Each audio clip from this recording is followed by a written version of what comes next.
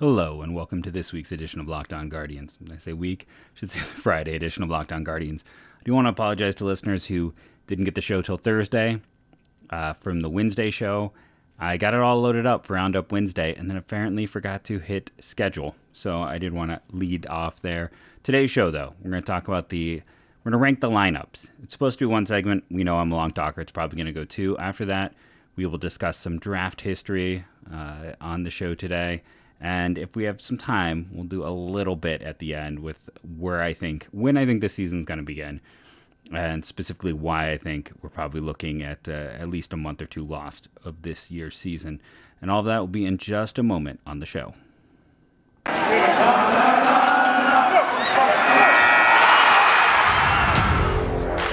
You are Locked On Guardians, your daily podcast on the Cleveland Guardians. Part of the Locked On Podcast Network, your team every day.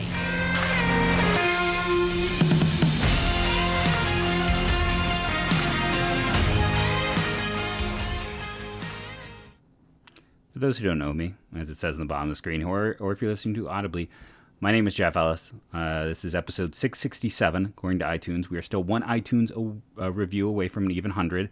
You could be that person. Go give a review. I've been hosting this show since baseball became part of the Locked On Network. Before that, I was a lead draft and prospect analyst at 24/7 and Scout. Before that, I wrote at Indians Prospect Insider and appeared on pretty much every Cleveland sports blog. Cleveland fan, waiting for next year. I was there either through podcast or mentioning, mostly from my draft and prospect writing. Now I focus here on the Guardians, but I also do enjoy the draft, which is why you get that Wednesday wrap-up every week talking about college baseball. Let's give a local shout out before I dive into the best and worst and just overall rankings of lineups in the division. How about Anthony Fett at University of Akron? I spent too much time today seeing which Fett he could compare to size-wise. The problem is he's too big.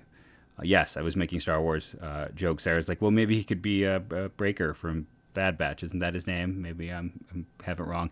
The big guy. But I was trying to go through and make some Star Wars content.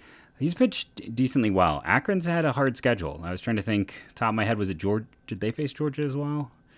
They have faced a ranked team, and I already had that whole thing on Wednesday's show, if you listen, about the fact that, Tommy White is the big name. I talked about this in tweets today. Brad Malm has one less home run, and he's faced better competition. So right now it's the time to check out those small school guys because they are facing top-ranked teams.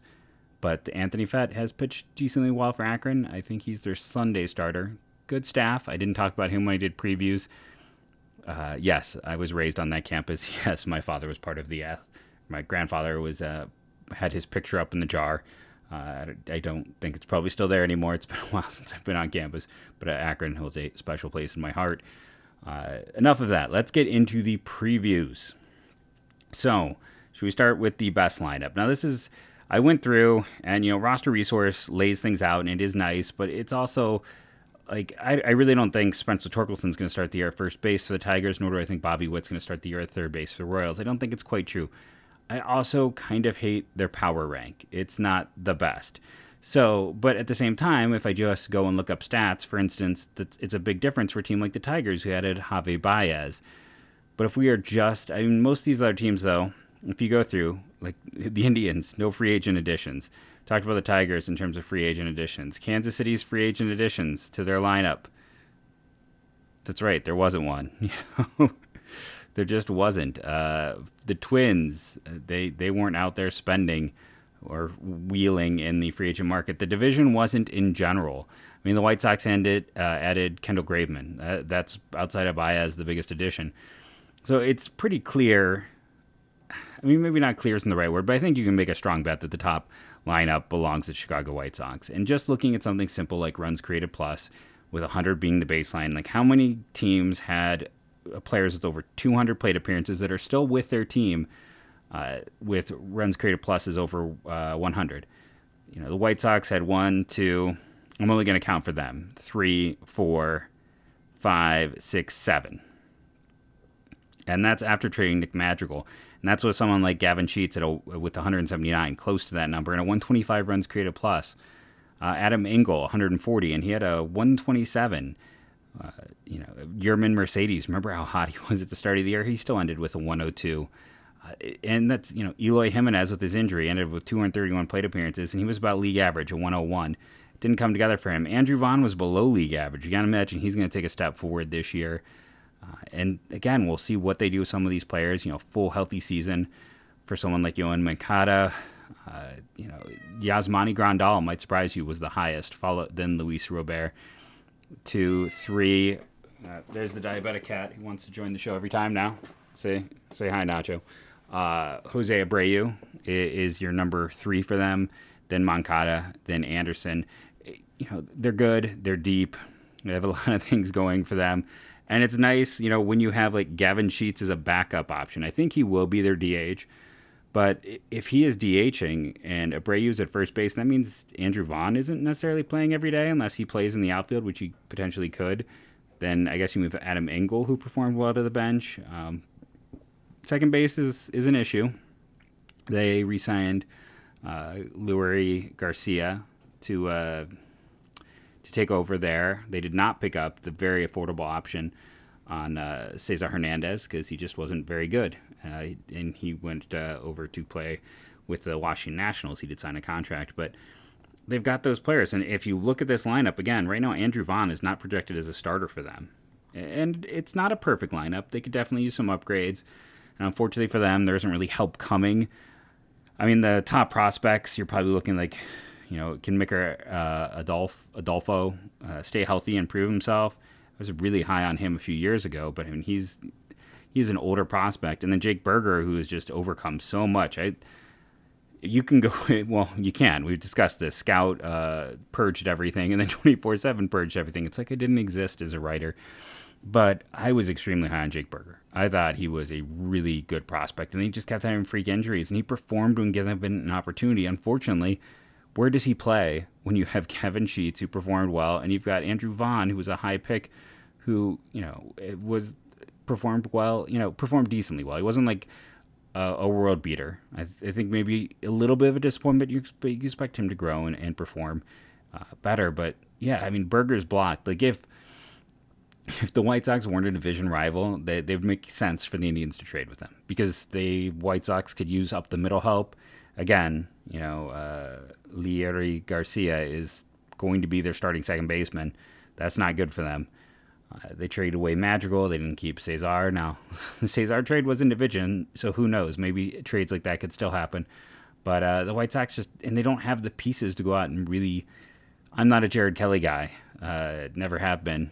I was lower on him. I was lower on Colson Montgomery too than most. So I don't love their system. Now the Zips projections we know like that system, but in terms of lineups, so if you're keeping track at home, top rotation, top lineup, top pen, all belong to the Chicago White Sox. Number 2 in this division, it's either Tigers or Twins. These are clearly the 2 and 3 for the Tigers. So who's got a runs created plus over 100 left with them? Well, that's Luis Ramirez, Miguel Sanio, Jorge Polanco, Josh Donaldson,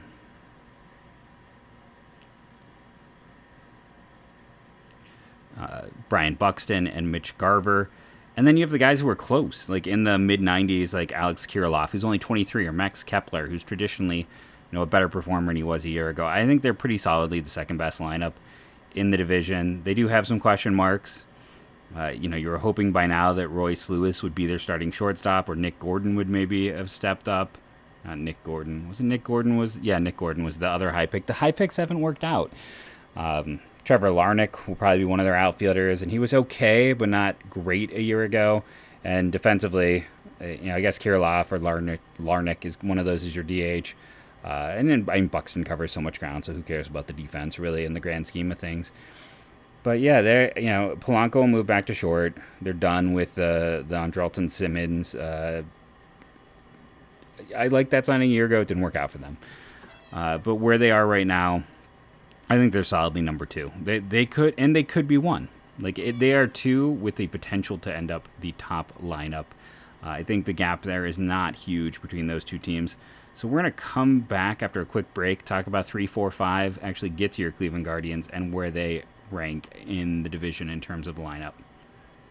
And our first sponsor is Built Bar. I got my order. So what I got was the Crave, the Eggnog, and the equivalent over the Oreo.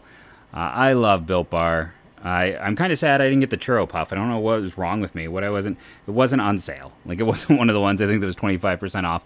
There's always something good going on at BuiltBar.com. I'll go today. Guess what? Peanut butter already sold out. By the time I've pulled this open, 12 hours for that flavor to sell out. And that doesn't surprise me. I would think that they would do peanut butter super well. Sold out in like 12 hours. Still can get a Churro Puff. Get the puffs mixed. Honestly, I would highly recommend that. If I didn't have three boxes upstairs, I'd be doing that right now. Or how about a coconut bundle? They do coconut? They do coconut really well. I am a fan of coconut. If you are a fan of coconut, buy 2, save 20%. That's an awesome deal currently going on at BuiltBar.com. Remember, when you go to BuiltBar.com, to use the promo code LOCKED15 to save 15% on your order. I never get tired of their product. I buy their product. I use my own money. It's not just because they give it to me for free. Honestly, I don't get big free samples from them anymore. It's like every 3 months I get a little box with like 5 in it. I am feeding my Built Bar love with my own money. Go to BuiltBar.com today. Remember, that promo code is LOCKED15. That is also what I use when I buy. Save yourself some money at Built Bar and eat a little healthier. So I'm going to experiment with something today. Little pauses here and there. How bad? I've moved my desk around, trying to get a little bit better lighting in the basement as we do this switch to video. So I need to know how bad, now that I'm a little bit closer to the AC unit in the podcasting basement / dungeon, is that sound. Let me know if this is something where I need to mess with the heating unit or figure out a better way to block off that sound. So this is where I need the listener to help me out. So make sure to help me, right? Third, Tigers. Like, there's clearly a top 3 in this division. We can debate the rest. So the Tigers, in terms of how many players in their lineup who had more than 200 plate appearances, had a runs created plus over 100. Well, Eric Haas had 389, and he had 100 even. You had Jonathan Shoup. You had Akil Baddoo. You had Robbie Grossman, and you had Jeimer Candelario. That's 5. They went out and added Javi Baez, who, even in his down year last year, was still a 116.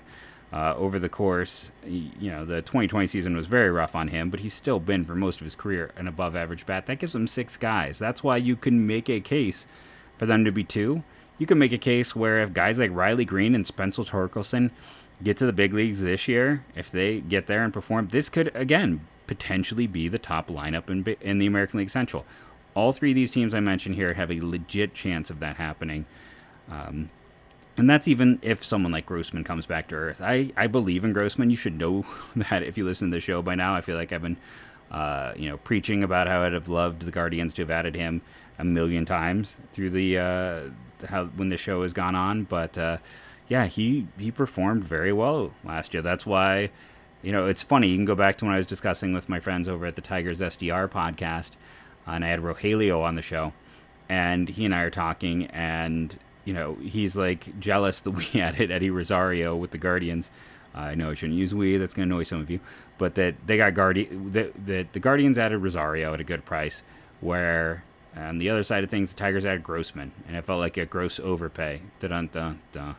But Grossman was great. Rosario was trash. Yes, he was great in the postseason. Not so great in Cleveland itself.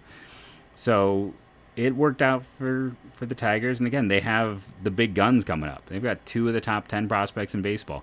That gives them even more depth. This is, like I said, I wouldn't be shocked if the Tigers are the number 2 team in the division. They have the pieces, they have the parts, and they have the youth moving through the system to make them a really interesting team. And if they're committed to start spending again, you're going to wake the sleeping tiger. Just something to keep in mind. But I think they're very clearly 3. So this comes down to Cleveland and Kansas City. Who is the worst lineup in the Central?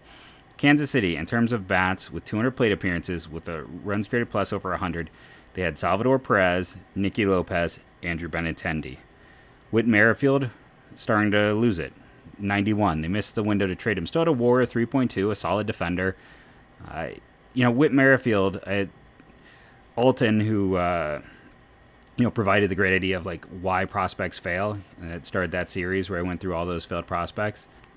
He asked kind of about Richie Palacios. Could he be Whit Merrifield?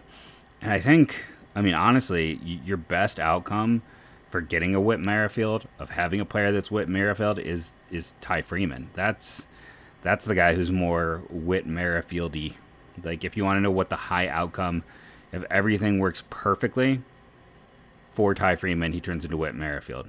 Good or bad, I would view that as good. I think Whit Merrifield has been a solid major leaguer. A little bit overrated at points, but he has been a very productive producer for Kansas City. But he is certainly in decline. Carlos Santana, after his hot start, ended the year with an 83 runs created plus. They had a lot of players not perform well for them. They didn't add anything in free agency, so you look at this team, what do you think of Whit Merrifield? We discussed, he's in decline. Nicky Lopez, he's not even guaranteed to be the starting shortstop. Salvador Perez, how long is he going to really keep that up? Last year felt like a bit of an aberration. He's a good hitter, don't get me wrong, but he's not going to repeat what he did a year ago. And that's the other thing. Like, in general, look at that team in Kansas City. 127 runs created plus for Salvador Perez. Lopez and Benintendi were 106s. We come over and we discuss Cleveland, the other side of things, as we debate this. 137 for Jose Ramirez. That's better than Salvador Perez. He's a better hitter. The Indians have a better cornerstone hitter. Franmil Reyes at a 125 was, basically in the same ballpark as Salvador Perez. Then you add in Miles Straw. Now, again, with Cleveland, it was only 268, but still a 108. That's unfortunately it. Bobby Bradley at a 99 is close. There's not a whole bunch else there. I mean, Josh Naylor was a 90, and I'll say this again. If Josh Naylor, a lot of faith is being put in him. If he had done all year what he did before his injury, he likely would have been designated for assignment at the end of the year instead of paying him. Like, that's the thing. I don't know if you really want to be gung-ho that guy is for sure negative 0.6 WAR. I mean, it was not a good year. He was not performing well before he got hurt, and he's had a lot of opportunities in the big leagues, so we'll keep that in mind. But the Indians' top three is better than the Royals' top three. Could the Indians add someone? Absolutely. Bobby Witt is fantastic and should play for the Royals in the big leagues at some point this year. I've been a Kyle Isabel fan from his UNLV days. I think he'll be a league average outfielder, maybe a little better. Nick Pratto was one of the best performers in the minor leagues last year. That's three really interesting prospects. Cleveland's counter-argument is, I talked about Richie Palacios. He's a forgotten man. They have Nolan Jones, Gabriel Arias, Steve Kwan, who all spent significant amount of time in AAA and are ready to go. So the Indians have a better lineup. They don't have the big name prospect. They don't have Bobby Witt. They don't have kind of that star, but they have more options. So I think Cleveland is pretty clearly 4. I think Cleveland is the 4th lineup in the division. They have more at the top. Kansas City is the worst lineup in the American League Central. That's my view on it. Cleveland, maybe you're surprised. Maybe you thought I'd put them last. I know we tend to get frustrated with them, but again, Jose Ramirez is really, really good. He is the best hitter in the American League Central, and I'm not going to debate you on it. No, I'm not. Franmil Reyes probably should get an extension. You probably want to negotiate that now and lock up a few years. He was excellent when healthy. And then you've got some interesting guys who are on the cusp. Plus, you had Miles Straw, who looked like a fantastic addition to the team. We'll see how it goes. I mean, Ahmad Rosario was close to average. They could still swing at an interesting trade or two, too, or sign a free agent. They seem to be setting themselves up to add more talent once everything gets figured out. We are going to take our last break. Before we do it, okay, final order. Tigers. Ooh. I really like the Tigers' future. Like, I've been higher on the Tigers than the Royals for the last 2 years. So I like the Tigers. Like, 5 years from now, 3 years from now, Tigers first in the division. But right now, lineup: White Sox, Twins. I'm flipping it. White Sox, Tigers, Twins. After saying all of that, I'm moving it. I'm going through. I like the Tigers more. So White Sox, Tigers, Twins, Guardians. Probably said Indians a dozen times because that's what I do. And then Royals, worst lineup in the division. Let me know what you think. Let me know how the sound is going. And we're going to take our second break. We're going to come back, have some fun with the draft, and talk about when I think this baseball season will actually begin and why I think the baseball season will begin at a certain point in time. Football is over. Sad but true. Though the combine is currently happening. I haven't gone over to BetOnline in a while. I'd be curious to see. Sometimes you get some fun prop bets on things like the combine. Go check that out. But, well, football is mostly over. Basketball is in full steam for both pro and college hoops. For the latest odds, totals, player performance props to where the next fired coach is going to land, BetOnline.net is the number one spot for all of your sports betting needs. BetOnline remains the best spot for all of your sports scores and podcasts, well, other than this one, and news this season. It's not just basketball. BetOnline.net is your source for hockey, boxing, and UFC odds, right to the Olympic coverage and information. Head to the website today or use your mobile device to learn more about the trends in action. BetOnline, where the game starts. So when's baseball coming back? Mid-May. I'm going to be honest with you. It's going to be a mid-May situation. Why mid-May? Well, it kind of came out today that essentially there's no make good. The owners don't have to make up the first 25 lost games. So if you're an owner, you don't even care about the first 25 games being lost. You're like, what about revenue? Well, opening day is whenever opening day is. Like, it doesn't matter if it's in April, it doesn't matter if it's in May, you're going to sell that game out. Now, what I can tell you, having spent time in the minors and the majors and around front office types and around news types, everyone complains about the fact that, like, April baseball is awful. It is not a good time to be an owner. You get really low attendance. You have bad weather.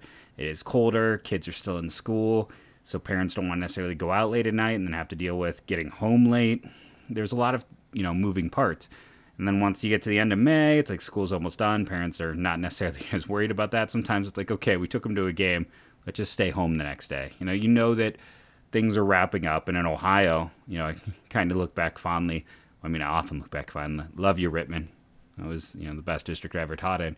But in Ohio, everything has to be done before June. So the end of May in particular there, it's like, okay, now everything's good to go. The weather is getting warmer.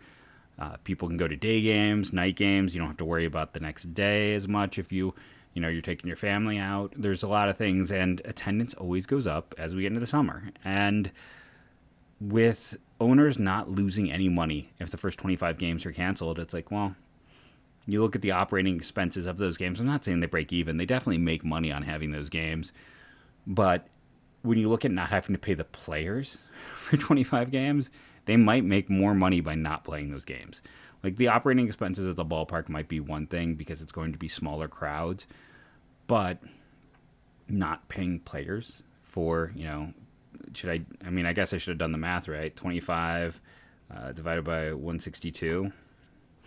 That's what, 15% of the season. So 15% of the season is lost. That's 15% of the players' salaries you don't have to pay. That's, honestly, the owners probably want to miss 25 games. They will make more money with that, and they'll still get their expanded playoffs. Now, there could be some thought if you are the owners too, and you might think, well, losing all of April, and there's always, just the way the schedule shapes up, it's like, can you get to mid-May and have only missed 25 games? Well, if they're in danger of losing more, they'll just figure out some double headers and some ways to get it in there. But I think you're really looking at an intentional, holding the players' feet to the fire as long as possible, knowing that, losing 25 games is probably better for your bottom line. And I think that's what we're kind of looking at in this situation. And again, mid-May, that's when attendance picks up. And if everything sets up, it's like, okay, people will start coming out in May. It'll be good weather. You'll have people continually hoping they're coming out. They might also be making a terrible assumption that everyone's going to just be happy that baseball is back. And I hate to be the one to tell you, but it won't be. There's a lot of, baseball has just the dumbest rules, and it's like, let people enjoy the game. Like, bat flips should happen. These unwritten rules are dumb. Like, let there be joy. Let people do over-the-top celebrations. Model after what, like, Korean baseball does, where it's like their championship trophy is a giant sword, not a quote-unquote, as the commissioner called it, hunk of metal. Let players celebrate. Let guys, show some swagger. The fact that I know about swag and swagger means it's probably actually a term that's outdated and not used by hip people anymore. But it doesn't change the fact that, like, let's embrace that. Things that might make it a little more interesting to younger generations. We don't have to completely change the game to just, if someone's happy they did well, like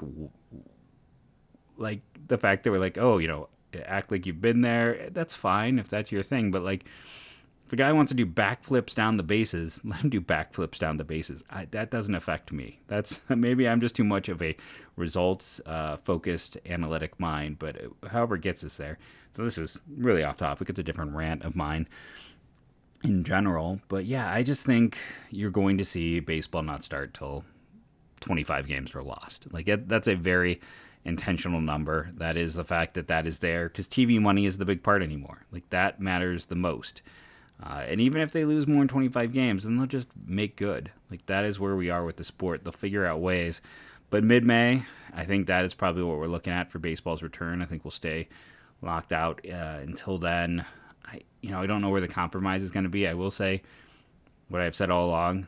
Traditionally, fans agree with ownership and view the players as the negative. And the reason is players leave you. Like, your owner stays. He may choose not to pay anyone, and that's led to its own issues here in Cleveland.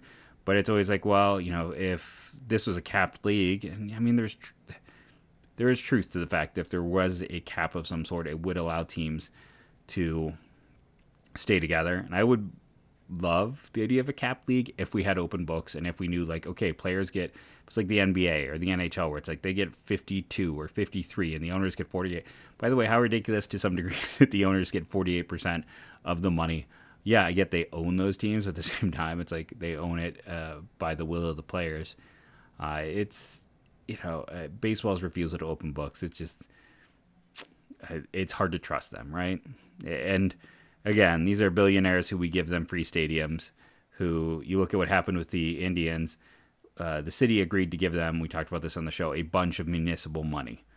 And then that helped the Dolans, who are, extremely rich, sell that team for even more. Like, that was part of the reason that they got even more money in their sale because there's the whole new stadium deal and lease and the money going into that.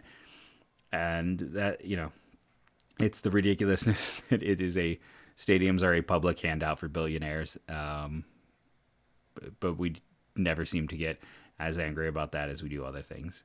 But yeah, that's just kind of my thought. I mean, I'm in pro player camp. I don't know what to tell you at this point in time. I think the owners are managing to do everything they can to make themselves look like a bunch of billionaires who are disconnected from reality, and I think they are managing to succeed in that. I would love a situation, like I said, that allowed Cleveland to keep Jose Ramirez, Shane Bieber, players like that for life. I would also love to actually see the money, see the money train. Where's Anonymous? Can they start hacking? Can we get the real, there's all the things through the political years about the tax returns and the birth certificates. I don't care about that. It's not my thing. I mean, you can't avoid hearing about those things. And I mentioned both because this way that's both sides of the political coin. I don't care about that. Hackers, who cares? That's just political ways to motivate people. I want you to get the real, open the books. Let's see what baseball really makes. Let's see what these teams really make. Don't do anything illegal. I am not calling in arms to do anything illegal, but I think that would be the really interesting information to find out when it comes to this sport. Like I said, it would be a perfect world. It would be like the NBA. It would be like the NFL, where when you are Cleveland and you're lucky enough to land someone who's going to be a Hall of Famer, you can keep them. They can stay here. Now, they don't always. We've gone through that. But you have the mechanisms to keep them. And there are reasons why, a player is more likely to stay in those leagues. And yeah, I wish baseball, and it's hurt. I know a lot of people who just aren't baseball fans anymore because they got tired of the revolving doors. And then there were a lot of bandwagon jumpers in the 90s, let's be honest. And then a lot of those bandwagon jumpers jumped off as the Stars left town. That's the way of sport. That is the way of things. I've been Jeff Ellis. This has been the Locked On Guardians podcast. Remember to rate and review. Subscribe on YouTube. We've got 32 subscribers. Let's get that number up. Let's get that 100th iTunes review. Download daily, all that fun stuff. I know, I'm trying to keep it fresh. Let me know what you want, too. Hit me up on Twitter at JeffMLBDraft so I can give the fans what they want on the podcast. Yeah, I see we have hundreds of downloads every day, but the Twitter has gone very silent. I get that. It is a not so fun time, but I do appreciate everyone who's sticking with me, downloading and doing all of that. I love you all from the bottom of my heart, and hopefully this baseball-shaped heart will be able to talk about real baseball sooner rather than later. Not real baseball, be able to talk about professional baseball. I still love college baseball. I'll be watching it tomorrow night. Maybe I should do a watch party at some point in time. Maybe I should figure out how to do a watch party to do that at some point in time. I'll be talking with Lindsay over at the MLB Prospect Show sooner rather than later. He and I have had some back and forth. But for now, I will end as I end every show. Go, go, Guardians, go.